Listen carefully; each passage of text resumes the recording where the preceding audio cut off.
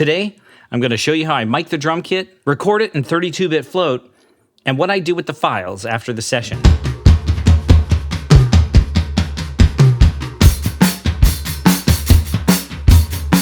On a drum kit with 4 toms, a snare, and a kick, I like to use 12 microphones to record. Today, I'm going to be recording on a kit with 2 toms, 1 up, 1 down. Right now, I have mics on the snare drum, hi-hat, kick head, kick beater, the rack tom, floor tom, 2 overhead mics, a secondary overhead mic, and a room mic. I don't necessarily use all of them in the final mix, but capturing them at the time of recording gives me a palette of sounds that I can then choose from later. There are a million ways to record drums. You may not like the way I do everything, but hopefully you'll come away with something that helps you on your own journey.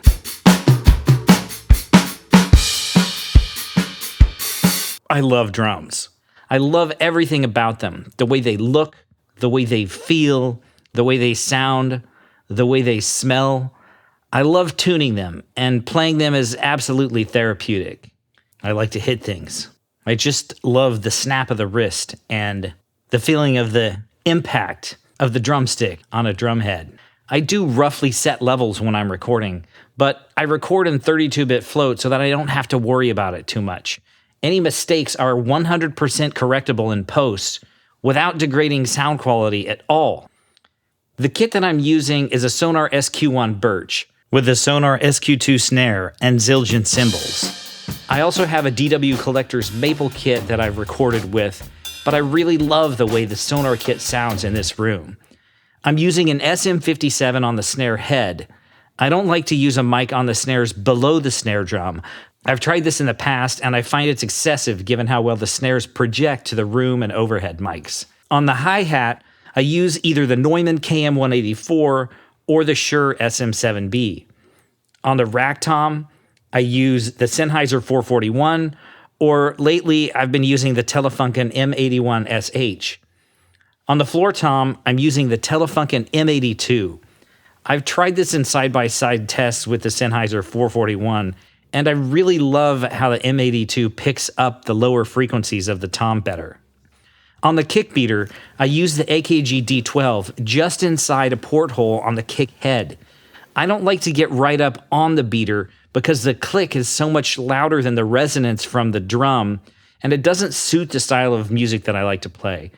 It also allows me more flexibility in post if I decide not to use the microphone that I placed on the kick's resonant head.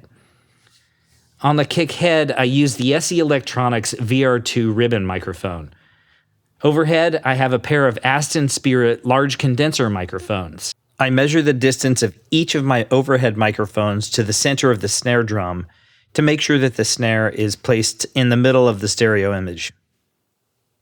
As a secondary pair of overheads with a narrower stereo image, I'm using a pair of AEA R44 ribbon mics, and sometimes I only use one of them because it tends to sound cleaner in the mix. Using both of them can really increase the complexity of phase issues. Today, I'm only going to use one R44 overhead. As a room mic, I'm using the Lawton Oceanus LT381 tube large condenser microphone. This mic is beautiful. It has one of the largest condensers on the market. And I'll do something with this mic in post to make the room sound bigger than it really is.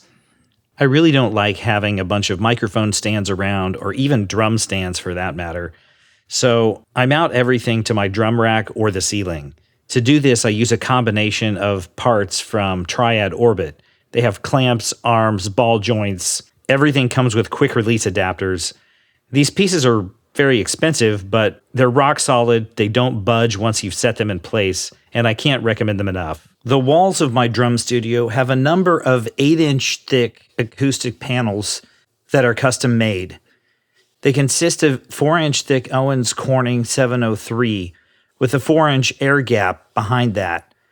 So the panels are 8 inches deep with Guilford of Maine fabric on the outside.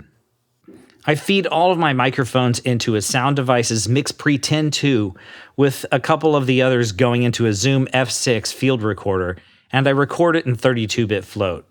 To adjust microphone placement, I can use headphones plugged into the recorder so that I can monitor the output. The recorders are timecode synced using linear timecode by using Deity TC1 timecode boxes. Here's how it sounds.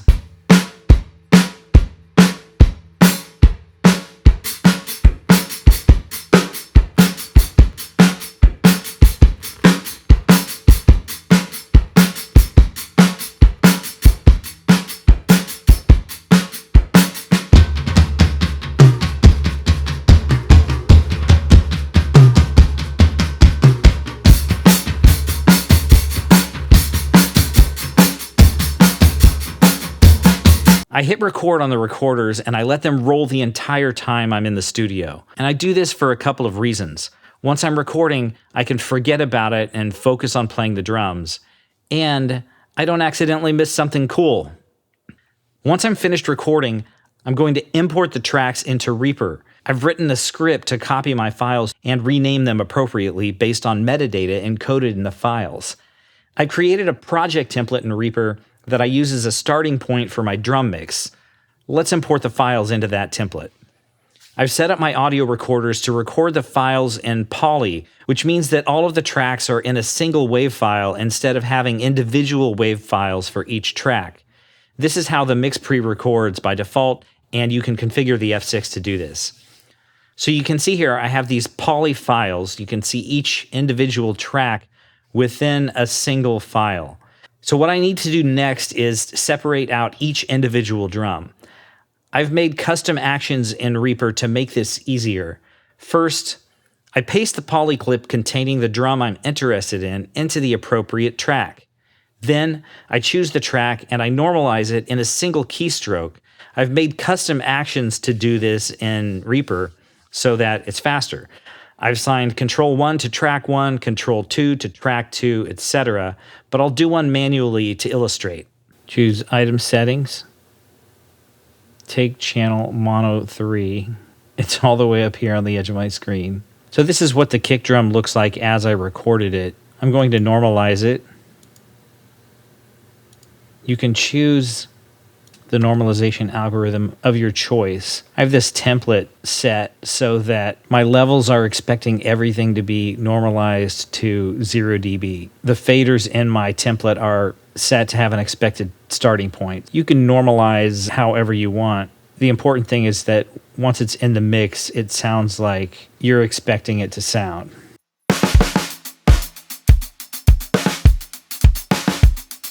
So you can see here this is peaking around minus 12 dB, which is what my template expects. Then once everything is normalized, I mix the track. Let's align the files from the two recorders. Once I've broken all of my individual drum tracks from the poly file, I select all, right-click, choose Item Processing, move items to source preferred position, and then all of my tracks are aligned. This aligns the tracks to the project, and now they should be aligned with each other. Once I've selected and normalized all of the tracks, I can mix the recording. My template already has gates set for all of the close mic'd drums, but I quickly go through and make sure these work for this particular recording.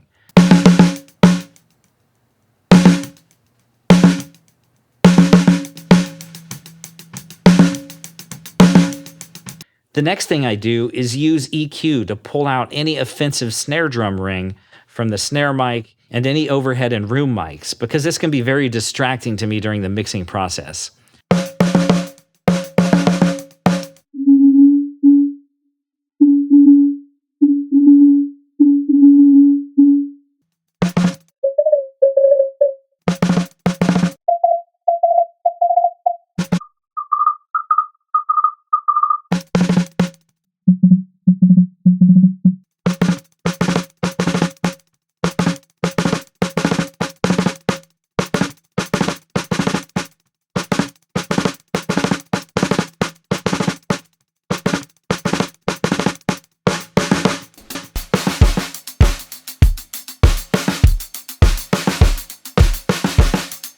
Once I've done that, I'm in a good spot to start with the actual mixing. Now I can set the levels for each drum relative to each other. I want to get the mix sounding as good as possible before adding any compression or effects. While I'm not going to go through the entire mixing process, I do want to show you what each individual microphone sounds like. Here's the snare drum. I'm using a gate and I have EQ to remove the ring. This is what the snare drum sounds like. On the overheads, I used an SSL native bus compressor as well as the FabFilter Pro Q3 to remove some of the snare drum ring primarily. I also roll the overhead mics off around 300 hertz.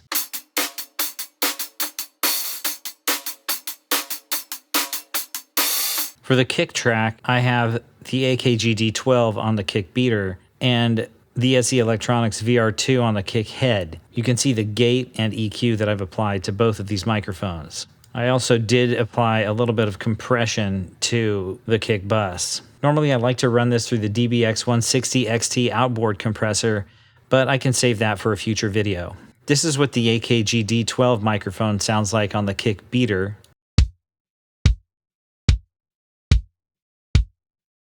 And this is what the SE Electronics VR2 sounds like on the kick head.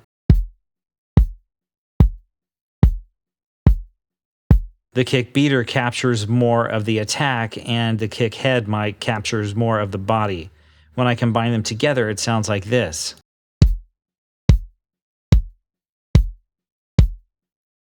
This is what the Lawton Oceanus room mic sounds like, with some of the ring pulled out of the snare drum, as well as a high-pass filter at around 100 hertz. The reason I roll the overhead off is I don't want those low frequencies to compete with the kick drum microphones.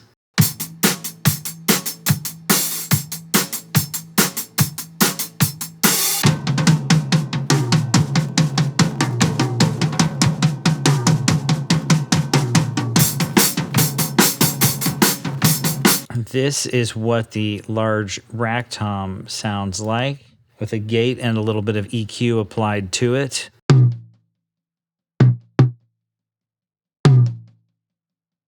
This is what the large floor tom sounds like, with a gate and a little EQ applied to it.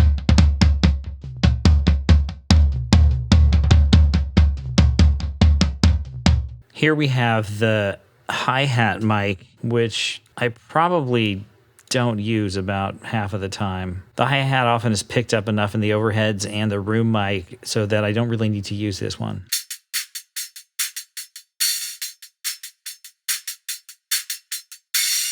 This is what the R44 sounds like over the kit, EQ'd to remove some resonant frequencies and rolling off at around 110 hertz.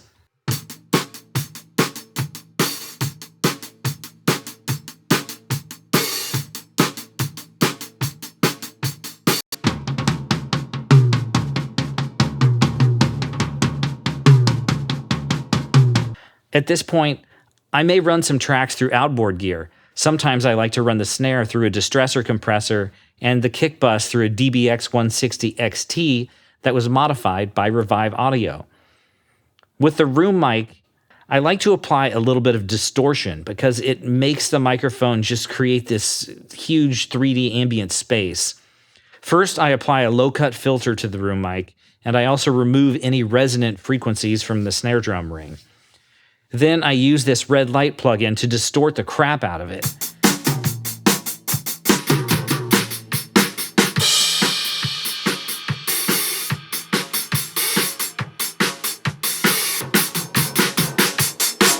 Ooh, how does that sound?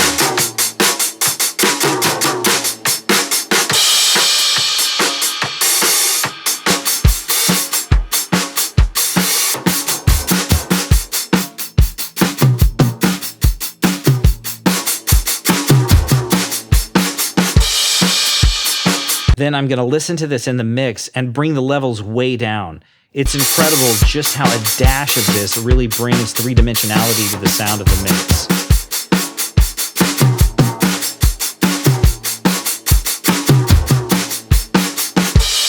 That sounds pretty good. Okay, let's leave it there. Here it is without the distortion. And here it is with the distortion.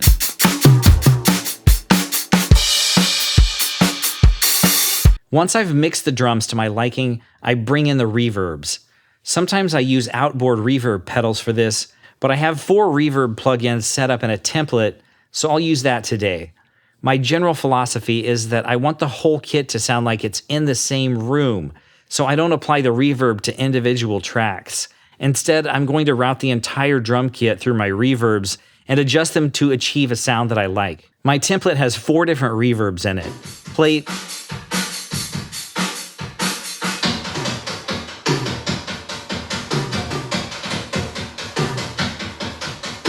small room,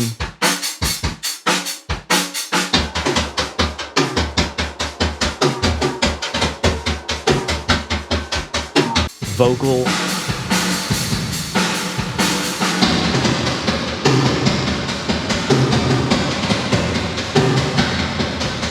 and hall.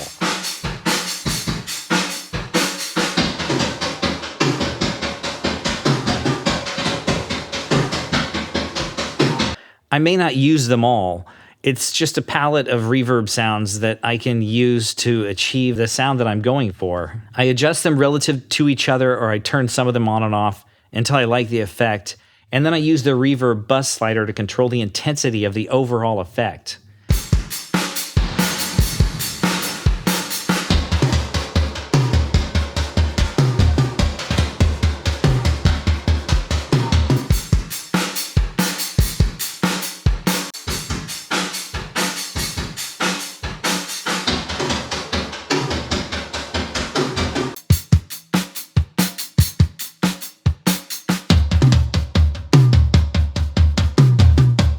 As a final step, I'm going to enable the effects on the master bus.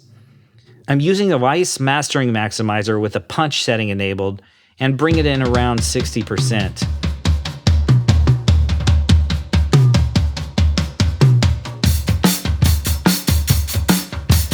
Then I like to use the FabFilter Pro L2 to set the loudness of the overall track. I'm going to target -14 LUFS.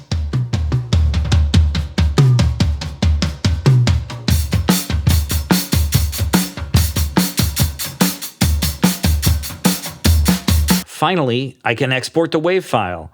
I'm going to render the section of this recording that I defined by a region and export a 48 kHz 24-bit PCM WAV file. If you don't want to use an audio recorder to record drums and would rather use a laptop, the MixPre also doubles as a 32-bit float audio interface. So you can record in a more traditional way with the ability to punch in to redo a section and record multiple takes. The MixPre also has a plugin called Musician that supports punching in. It has a metronome and a bunch of other features. I haven't tried it out yet, but if you want me to, I could, and I could make a video on that. Just to drop a comment to let me know. I don't like to use a computer when recording drums by myself, and I think this method would work well for recording a band as well. I want to capture the feel of the live performance as much as possible with minimal interference from technology. There's nothing like the magic of a genuinely good live performance that happens with the connection made by a group of in-tune people. That's the spirit and philosophy of my recording method. I think it also pushes me to be a better drummer. I hope you got something out of this. If you want to know more about why I record drums on 32-bit float, watch this video here. And if you want to know more about any of this, or you want me to make a video on something else, please don't hesitate to let me know. I have a ton of new ideas in the works. This has been Simon Peck on How I Record Drums. Thank you for tuning in, and I'll see you soon.